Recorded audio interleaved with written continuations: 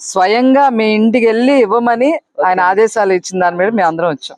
నేను, కమిషనర్ గారు, ఇదిగో ఇది ధనంజయ అనేది తెలిసి కదా అందరూ వచ్చారు.